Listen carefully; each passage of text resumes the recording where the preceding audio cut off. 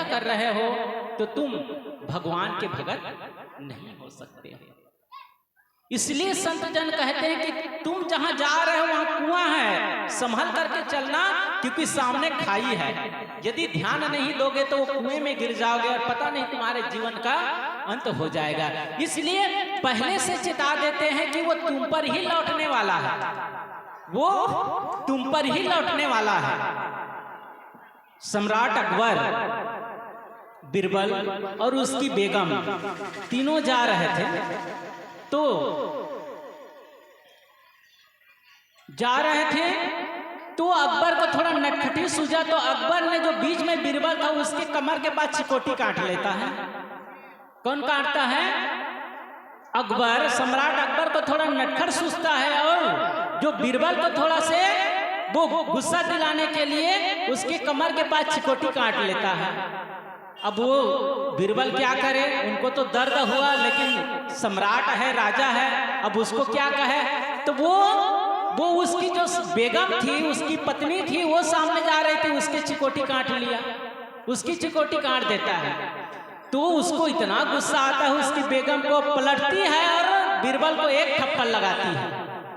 पलट करके बीरबल को एक थप्पड़ लगाती है। अब बीरबल फिर पलटता है और फिर सम्राट अकबर जो है उसको एक थप्पड़ लगाता है। वो बहुत गुस्सा में आ जाता है सम्राट अकबर और कहता है, बीरबल ये तुम क्या गुस्ताखी करते हो, तुम ये क्या गुस्ताखी कर रहे हो। बीरबल ने बड़े नम्रता से कहा, हुजूर आपने जो चिट्ठी भेजी थी ना, आगे क्या कहा, आपने जो चिट्ठी भेजी थी उसी का जवाब आया है। क्या कहते हैं, आपने जो मेरे पास चिट्ठी भेजी थी मैंने आगे भेज दिया, उसी का जवाब आया है। चिकोटी के बदले तमाचा बन करके लौटता है, चिकोटी के बदले तमाचा बन करके लौटता है। इसमें कोई क्षमा नाम की चीज नहीं। तो आदमी यदि पाप करता है तो पाप कई गुना होकर के व्यक्ति के जीवन में लौटता है। आप किसी को गाली दे दीजिए, कोई आदमी जा रहा है, आप किसी को गाली दे दीजिए, तो आप यदि एक गाली देंगे तो आपको 4 गाली देगा। आप यदि किसी को एक गाली देंगे तो आपको 4 गाली देगा। किसी को आप एक डंडा मारेंगे तो आपको 4 डंडा मारेगा। तो जो दिया जाता है वो कई गुना होकर के लौटता है, जो दिया जाता है वो कई गुना होकर के लौटता है। तो यदि आप कुछ पुण्य करते हैं वो भी कई गुना होकर के लौटता है, और पाप करते हैं वो भी कई गुना होकर के लौटता है। अब हमें विवेक करना है कि हमें करना क्या है। यदि शुभ करते हैं तो वो भी कई गुना होकर के लौटता है, अशुभ करते हैं वो भी कई गुना होकर के लौटता है। आप मक्के के बीज डालते हैं तो वो भी कई गुना होकर के लौटता है, कांटों के बीज डालेंगे तो वो भी कई गुना होकर के लौटता है। ये कहीं जाता नहीं है। और आदमी सोचता ये है कि हम भगवान की पूजा कर लेंगे, प्रार्थना कर लेंगे तो पाप कट जाएगा, गंगा में नहा लेंगे। कुंभ मेला गए थे, अभी भी कितने लोग जा रहे हैं, गए थे, तो वहां जाकर के एक बार डुबकी लगा लेंगे और सारे पाप कट जाएगा। ये आदमी का भ्रम है कि हम भगवान का नाम ले लेंगे तो सारे पाप कट जाएगा। भगवान राम के जो पिता थे राजा दशरथ, वो श्रवण कुमार को हो सकता है कोई जानवर है करके, जब श्रवण कुमार अपने बूढ़े माता पिता को तीर्थ घुमाने के लिए ले जा रहे थे तो उन्हें रास्ते में प्यास लगती है, तो रास्ते पर उनको कांवर में ले जा रहे थे तो वहीं रख देते हैं और श्रवण कुमार चले जाते हैं नदी के पास और घड़े से पानी लेता है ताकि मैं अपने प्यासे माता पिता को पानी पिला दूं। अब जब घड़े को नदी में डालता है तो थोड़ा पानी भरता है तो आवाज होती है, तो ऐसे आवाज होने लगी तो राजा दशरथ शिकार करने गए थे, उसको लगता है कि कोई मृगा है, कोई जानवर है, नदी में पानी पीने आया है, और वो बिना देखे कि आदमी है कि जानवर है बाण चला देता है, और बाण चला देता है तो श्रवण कुमार के सीने पर वो बाण लग जाती है और फिर वहीं उसकी मृत्यु हो जाती है। वो दौड़ करके जब चिल्लाता है तो दौड़ करके जाता है कि ये तो आदमी का आवाज है, ये जानवर नहीं। दौड़ करके जाता है तो ये तो आदमी, बहुत मन में ग्लानि होती, बहुत पश्चाताप करता है, राजा दशरथ जी मेरे से क्या पाप हो गया। लेकिन अब होनी को कौन टाल सकता है, वो तो बचा नहीं पाया। श्रवण कुमार ने कहा देखो कोई बात नहीं, तुमसे अनजाने में ये गलती हुई है तो, लेकिन मेरे बूढ़े माता पिता वहाँ हैं, तुम उसे ले जा करके पानी पिला दो, नहीं तो वो भी मर जाएंगे, नहीं तो वो प्यासे मर जाएंगे। अब राजा दशरथ चुपचाप उसको भरे आंसू बहाते दुखी होकर के गए। अब वहां जाकर के, वो तो अंधे हैं, देख नहीं सकता कि मेरे बेटा श्रवण कुमार है कि कौन है, वो बोल नहीं रहे, ऐसे पानी पिला रहे हैं। तो लोग समझ गए कि बेटा क्या हुआ, तुम कुछ बोल क्यों नहीं रहे हो, क्या हुआ, तुम कुछ बोल क्यों नहीं रहे हो। तब ऐसे अपने हाथ छूता है, तो उस जो अपने हाथ में पहना हुआ था राजा दशरथ, वो चूड़ा वगैरह कुछ पहना था, उसको लगता तो जान जाते ये मेरा बेटा नहीं है। उनके माता पिता कहते तुम कौन हो, मेरा बेटा कहाँ है। वो पूछते हैं अंधे माता पिता, तब उसको मजबूरी बताना पड़ता है कि मेरे से अनजाने में गलती हो गई और आपके बेटे श्रवण कुमार अब इस दुनिया में नहीं, उसकी मृत्यु हो गई। उनको बहुत कष्ट होता है। हम अंधों की हमारा एक ही इकलौता बेटा एक बुढ़ापे का सहारा था, उसको भी तुमने छीन लिया और हमको संकट में डाल दिया। जिस प्रकार हम बूढ़े माता पिता अपने पुत्र वियोग के दुख में हम पीड़ित हो रहे हैं, इसी प्रकार तुम्हारे जीवन में भी एक दिन ऐसा आएगा, तुम भी पुत्र वियोग के दुख से तुम्हारी भी मृत्यु होगी। हुआ क्या, जब उसके भी 4 बच्चों का जन्म हुआ, राम लक्ष्मण भरत शत्रुघ्न, तो राम बड़े थे और उनमें बहुत योग्यता थी, राजा दशरथ से भी ज्यादा योग्यता राम में थी। तो शर्त तो ये थी कि भरत को राजगद्दी यहाँ के राजा बनाया जाए, लेकिन राजा दशरथ देखता है कि राम हर चीज में श्रेष्ठ है, एक तो बड़ा है और राजा का ऐसा ये नियम था कि जो श्रेष्ठ होगा, जो बड़ा बेटा होगा वही राजगद्दी पर बैठेगा।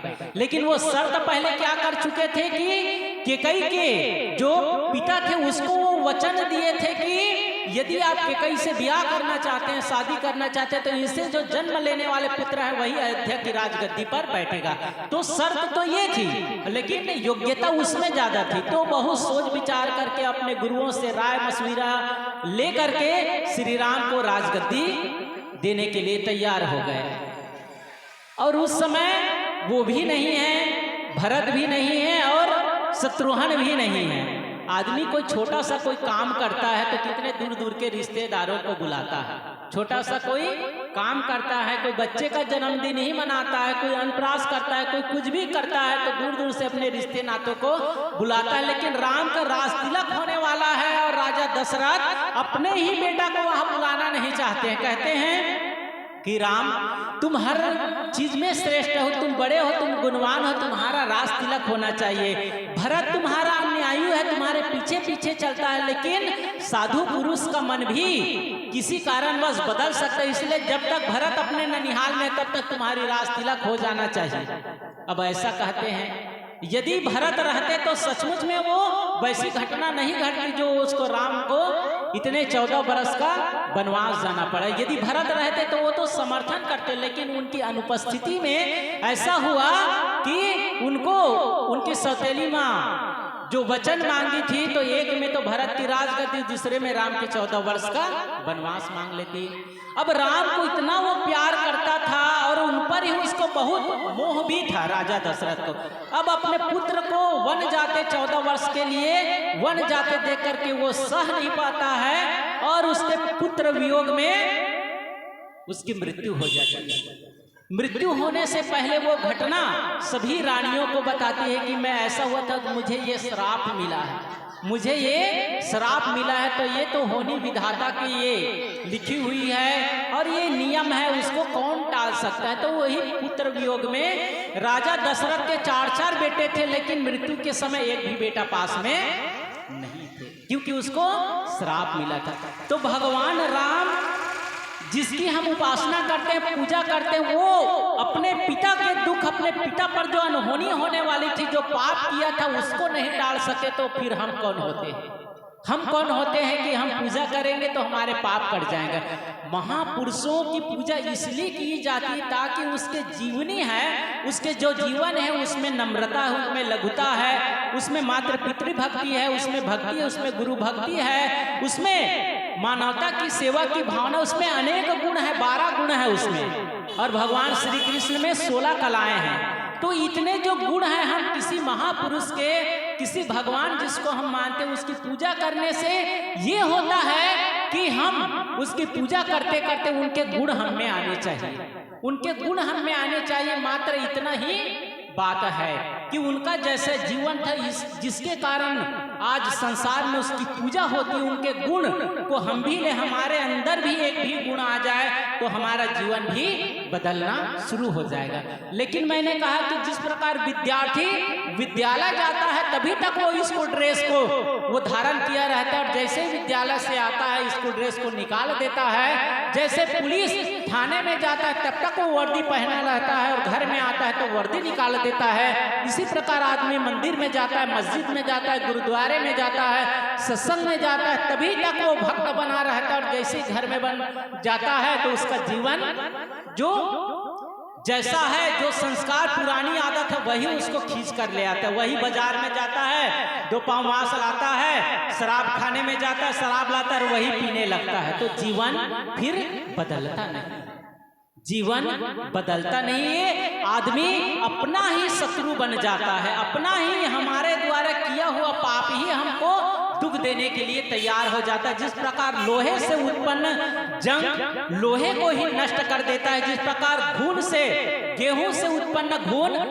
गेहूं को ही नष्ट कर देता है, समाप्त कर देता है, इसी प्रकार आदमी का किया हुआ पाप आदमी को ही दुख देने के लिए वो उपस्थित हो जाता है। इसलिए संत जन, गुरुजन बड़े प्रेम से, बड़े करुणा से, बड़े मैत्री से उसको समझाते हैं कि ये मत करो, तुम मनुष्य हो और मनुष्य सर्वश्रेष्ठ प्राणी है, और सर्वश्रेष्ठ प्राणी होने के कारण तुम पर ये उत्तरदायित्व है, तुम्हारा ये धर्म है कि प्राणियों की रक्षा करना, ये तुम्हारा धर्म है। प्राणियों की रक्षा करना ये तुम्हारा धर्म है, तुम्हारा कर्तव्य है, तुम्हारी जिम्मेदारी है। लेकिन आदमी यदि अपनी जिम्मेदारी को न समझे, कोई आदमी चौकीदार है, चौकीदार ही चोरी करने लग जाए, कोई आदमी को चौकीदार बनाया जाए और चौकीदार ही चोरी करना शुरू कर दे, तब फिर किस पर भरोसा होगा आदमी को? आदमी किस पर भरोसा होगा? जो सर्वश्रेष्ठ प्राणी मनुष्य है उस पर ये प्राणियों की रक्षा का उत्तरदायित्व है। यदि यही गलत करने लग जाए तो फिर और कौन रक्षा करेगा? इसलिए सत्संग हमारे जीवन में बहुत कुछ सिखाता है।